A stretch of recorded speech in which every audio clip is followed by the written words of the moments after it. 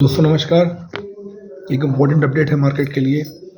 जैसा कि आपने देखा पिछले हफ्ते शुक्रवार को एक तरफा गिरावट देखने को मिली है। हर तरफ गिरावट गिरावट और गिरावट की खबरें छप रही हैं। हर आदमी डरा हुआ है मार्केट से और सोशल मीडिया पे इधर उधर ऐसी मैंने खबरें भी देखी हैं कि हर आदमी निफ्टी 22 शेयर की बात करने लगा है। अब जब इतने डर का माहौल होता है, एक्सट्रीम फियर होता है, तभी कुछ मार्केट सरप्राइज करता है।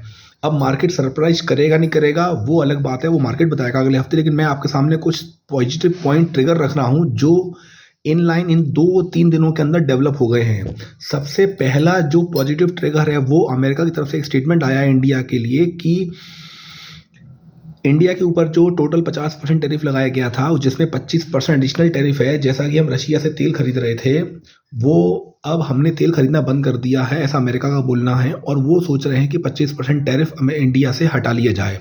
So this is super positive for India, for Indian markets. और इस स्टेटमेंट की आप टाइमिंग देखिए। इंडिया और यूरोपियन यूनियन के बीच में एक ट्रेड डील होने वाली है बहुत जल्द। फ्री ट्रेड डील होगी, एफटीए बोलते हैं इसको। अगर ये ट्रेड डील होती है तो ये बाजार के लिए पॉजिटिव ट्रिगर साबित होगा, क्योंकि उधर अमेरिका यूरोप के ऊपर लगा हुआ है, टैरिफ को धमकाने की धमकियां दे रहा है अमेरिका टैरिफ यूरोप के ऊपर। और यूरोप और इंडिया दोनों आपस में करीब आ रहे हैं।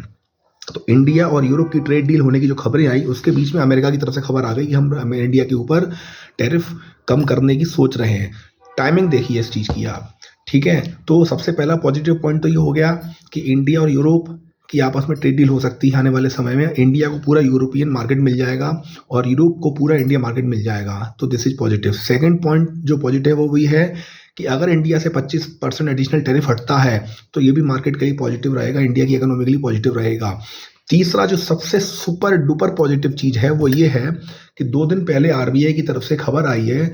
जैसा कि आपने देखा होगा, हमारा जो डॉलर है, इंडियन रुपी है, वो डॉलर के मुकाबले लगातार कमज़ोर हो गया है और 92 का डॉलर करीबन पहुंच गया था, जो कि इंडियन मार्केट को, इकोनॉमी को पसंद नहीं, अच्छा नहीं लगता और अच्छा नहीं होता।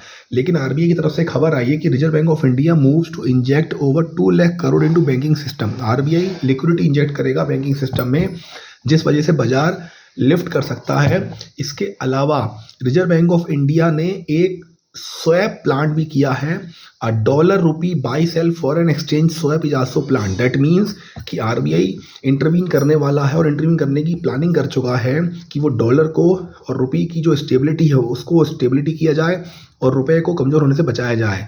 क्यों? क्योंकि सरकार और आरबीआई की तरफ से ये जो कदम उठाया जा रहा है, इस कदम से, इस खबर से, इस अपडेट से ऐसा लग रहा है कि वो ज़्यादा मार्केट को गिरने नहीं देंगे। तो दोस्तों, इधर उधर की हिंदी न्यूज़ हेडलाइंस की खबरें पढ़ के डरिएगा नहीं, ऑप्टिमिस्टिक रहिए, इन्वेस्टेड रहिए और आने वाले हफ्ते पे नज़र रखिए। बाजार आपको सरप्राइज कर सकता है। धन्यवाद।